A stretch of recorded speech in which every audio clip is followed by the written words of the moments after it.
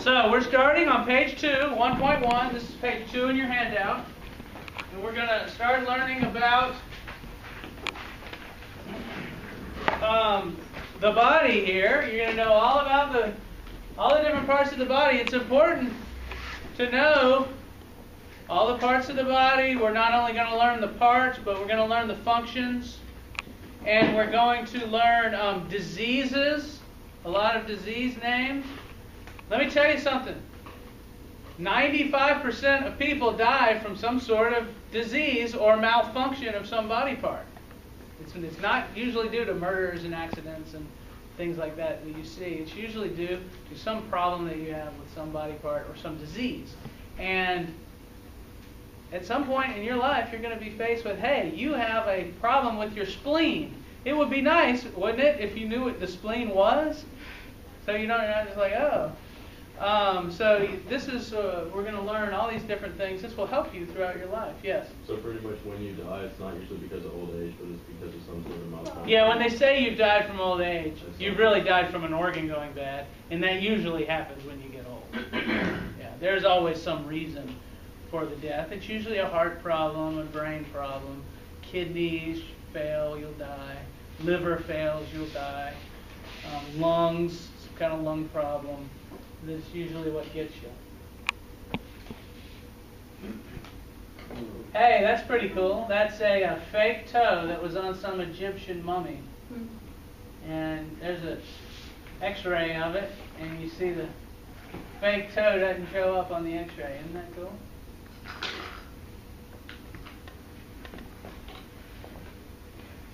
Some old drawing of the muscular system. You know, there was a while where it was illegal to study dead bodies. And it was only legalized relatively recently. So it used to be to study dead bodies, you had to do it illegally. And scientists would dig people up from graves and study their bodies and stuff to learn about the human anatomy. But it became legal, I think, in the 1800s. Why is this not working?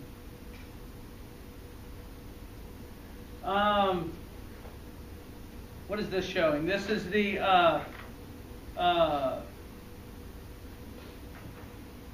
they're talking about the differences here in these two words, anatomy and physiology. Anatomy is the branch of biology dealing with the names of all the structures. So when you're studying anatomy, you're studying the names of things. When you're studying physiology, you're studying how things work. So the anatomy of a muscle is, you know, do y'all know the name of this muscle right here, by any chance? Biceps. That's the biceps muscle, that's right. We're going to learn all the muscles. We're not going to learn all the muscles, there's 640 of them. We're going to learn the 40 most prominent. So this is the biceps, but what does it do? That the anatomy, this is called the biceps. What does it do? It causes the arm to come up like this when it contracts. And it has a couple spots. It has an origin, which is the part that connects to your shoulder blade. And it has the insertion, which is the part that connects to your lower arm here. And when that thing shortens in length, it brings your arm up like this. So if you want to lift something like that, you use the biceps muscle. If you want to put it back down, you use the muscles on the bottom, which are called the, do you know? Triceps, yeah, biceps, triceps. And so they work in what we call antagonistic pairs. But this picture is talking about some functions of different things. Are yes? Tendons what connect the muscles? A tendon connects a muscle to a bone. A tendon. A ligament, have you ever heard of that? Yes. Ligaments connect two bones together. So sometimes the bones are connected by little rubbery tissues called ligaments. And tendons connect the muscles to the bones. If you tear a ligament, you're in trouble. The bones aren't connected anymore. And if you tear a tendon, you're in trouble. The muscle's not connected to the bone anymore. Both of those are not good.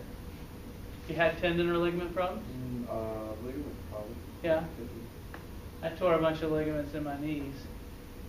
Have you ever heard of the ACL, anterior cruciate ligament? It's kind of a ligament in the middle of your knee that kind of holds your bones together, and when that's not there, you don't have any stability. I tore both my left and my right at different times. I had to go get them surgically replaced. It's pretty cool what they do in that operation. They take the ligament that's in the front there, the patellar ligament, and they cut out a piece of it because it's real thick, and they cut a piece of it out and put it where the other one was. And so now my patellar ligaments have a piece in the middle missing, both of them. So that's kind of a cool operation. This is the kind of thing you could do if you were a surgeon. You go in there and you cut out a little piece of ligament, put it back in the other place and staple it on there or sew it on there or glue it on there or however they put it on there. I'm not exactly sure. And you sew the guy up and they give you $3 or $4 grand to do that. And you go buy a nice car or something. Huh? Anyone here want to be doctors? Anyone? No? Physical therapy or anything to do with medicine? Nurse? I was raising my hand. I do. Yeah, you do? Want to be a doctor? You can do it. You never know. You don't want to right now, you might change your mind. One thing they're going to need in the future is medical professionals because the population is aging. You've probably heard this. The baby boomers, which is this huge generation, they're all getting older. And they're all going to get sick, and they're all going to die eventually. And they're going to need doctors and nurses and physical therapists. They're going to need them the whole way through. So there'll be more and more medical jobs, not less and less. And so it's wide open for you guys if that's what you want to do. Why not? Make a lot of money. Help people. Hey, it's the Naked Man. So this is called the hierarchy of organization. And it starts with the smallest unit that we really care about, that's called the atom. Now, in actuality, the atom can be broken up into smaller units. Let's go for 10 points just for fun. What is a unit that's smaller than the atom called? If you broke an atom into pieces, what would the units be called? Do you know for 10 points? See, it's not really an anatomy question. It's from maybe a chemistry question or a physics question or something like that. Does anyone know? I'll give you 10 points if you know. That'd be fun. Write it down. Bring it up. I mean, it's game credit, whatever that is. What do you call it if you break apart an atom? What is the name of the smaller parts of that? Okay. Green correct. Yeah. Peach correct. Anyone else?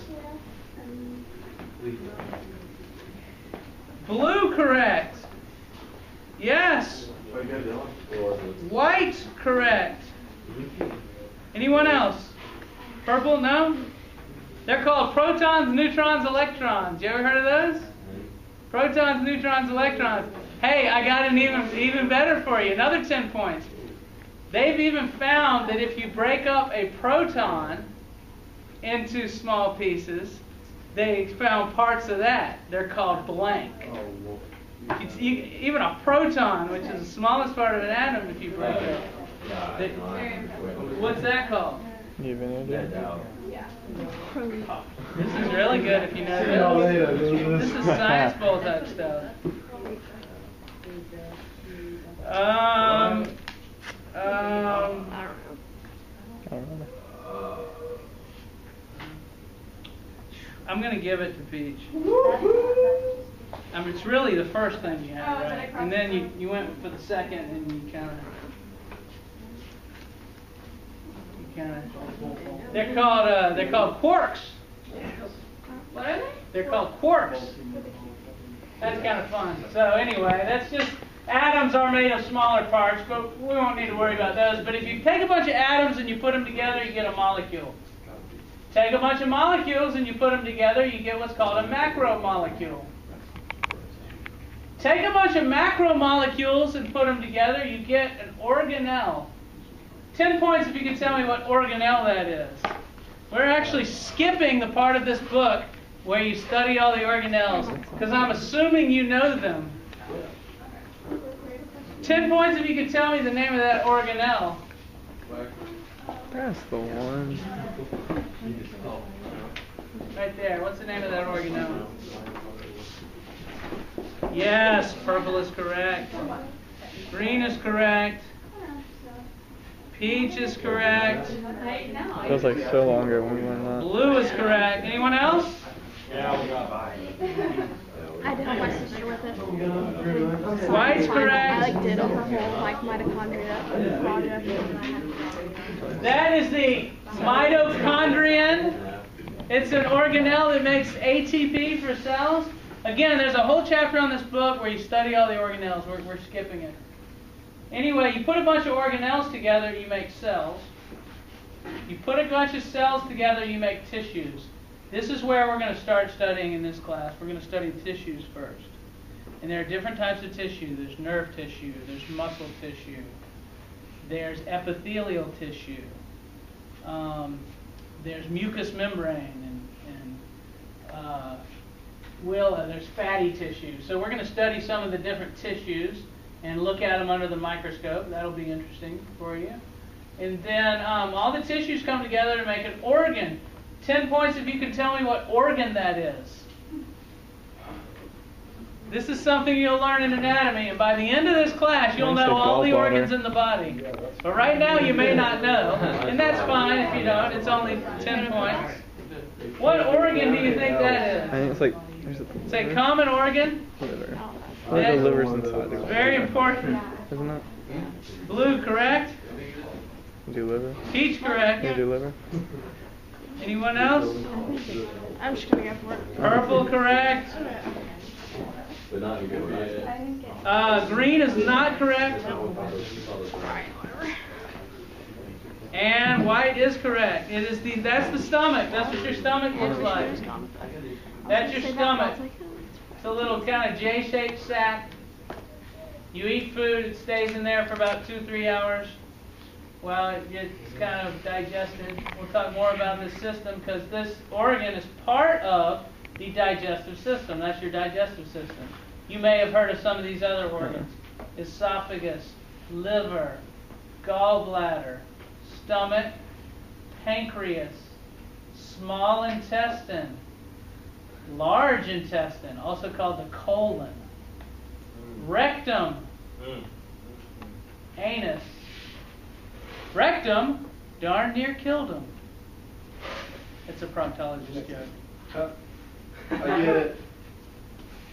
Rectum darn near killed him. Like rectum. Oh.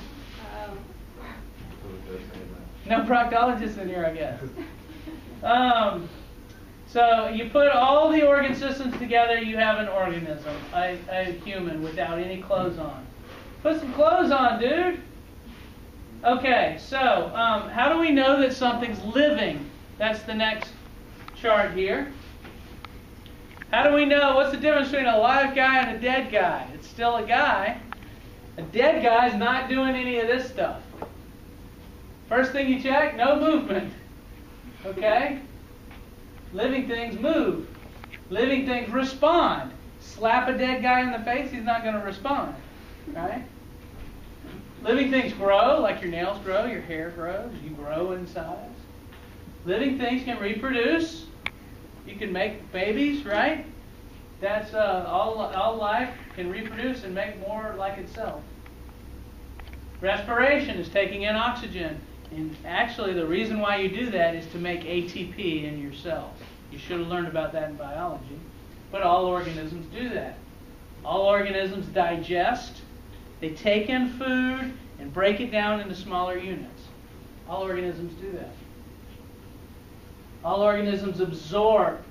They take stuff in and they absorb it. The food goes from your stomach and intestines and through the walls of that into your blood. And so that's absorption, taking what you need from the digestive system. Circulation is moving things around inside the body. That's what your blood does. There's another system called the lymphatic system that circulates things for you. We'll learn about that. Assimilate is to change substances into different forms. So you can eat steak, and then your body will change that around into, say, muscle for you, or change the steak molecules around into hair and make it into hair. You are what you eat. Your hair was probably some meat that you ate at one point, just assimilated and changed form, and now it's hair. Isn't that interesting? And finally, excretion is getting rid of wastes, and all organisms excrete. So you have body systems that do all of these things. What is this? You want to see a stupid video? Yes. Yeah. Stupid video.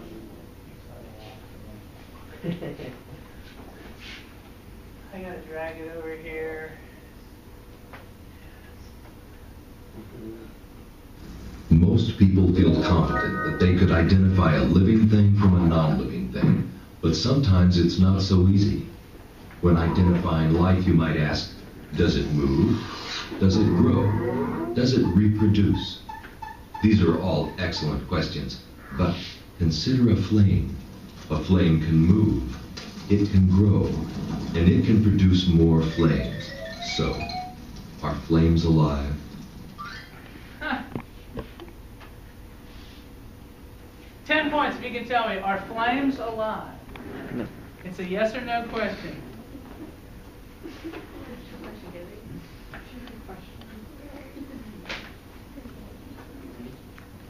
They can grow. That's what I said. They can reproduce. I'm pretty sure. Yeah. They can move. Go for it. Does that mean they're alive? Green is correct. There we go. Blue is correct. Purple is correct. You dare one of us? Peach is correct. White is correct. Hey, I'm glad you all got that. No, flames are not alive because although they can do some of the things living things can do, they can't do all of the things living things can do. You got to do all of these to be alive. Okay? And so this is why scientists don't consider viruses to be alive. Although viruses can do a lot of these things, they don't do all of them. And so they're not considered to be alive. Viruses don't digest.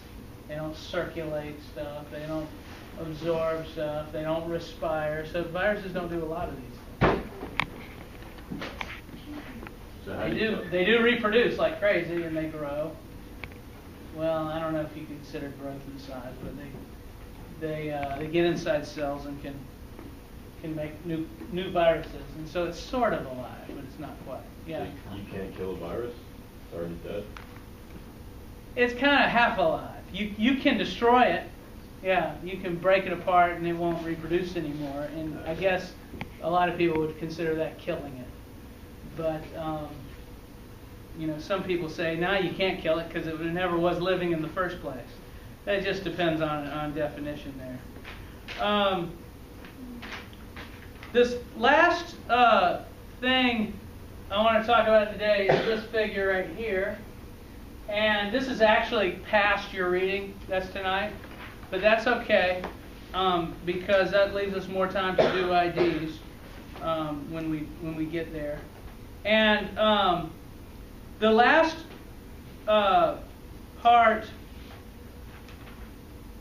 talks about homeostasis. And, well, tell you what, before I get into that, let me show you this. This is kind of interesting. It's this little box here represents your body. And you see the internal environment is inside the box. The external environment is outside the box. Okay? So, this kind of shows what happens. This little tube right here represents your digestive system. Nutrients, salts, water go into that digestive system. That's into your mouth. So that thing right there represents the mouth. Food goes into your digestive system. And while it's in the digestive system, some of the food molecules are absorbed into the blood.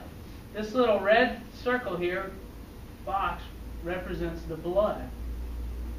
And so food molecules come in, the blood absorbs a lot of it, and what's left is waste coming out. That's feces is the scientific word. Doo-doo. Number 2. And so the reason why that looks different than what came in is because a lot of what's good in the food was taken out of it. And what's left you can't use, that's what you get rid of. And you also got a lot of bacteria in your intestine that produce waste gases and such, so you get the color and the smell. And we'll talk a lot more about feces in the later chapter. I know you can't wait. But anyway, once the good stuff gets in your blood, it circulates around the body and moves molecules from one place to another. There is a system called the urinary system that pulls bad stuff out of the blood. Your cells will excrete waste into the blood. And your cells will take good stuff out of the blood. So the good molecules that got into the blood here get removed by the cells. And any bad waste molecules that are produced by the cells gets into the blood. And then the kidneys, that's a kidney right there, that's an organ that takes waste out of the blood and excretes them through pee, that's urine. So stuff gets into your body through food, and some of it is excreted as urine, some of it ends up being used by the cells. And then also, some of the waste that are produced by the cells get into your respiratory system and are breathed out. Did you know you're breathing out waste particles right now? Carbon dioxide. Every breath, you release about 100 trillion carbon dioxide molecules. Some big number like that. I think it might be even more than that. Anyway, they just float out. And that's what some of your food that you ate is being breathed out by you right now. Isn't that exciting stuff? So this is just kind of a detailed map of how things get in and out of your body. So we're going to study the digestive system, one chapter, the urinary system, one chapter, the respiratory system, one chapter, the cardiovascular system, one chapter. Each chapter is a different system.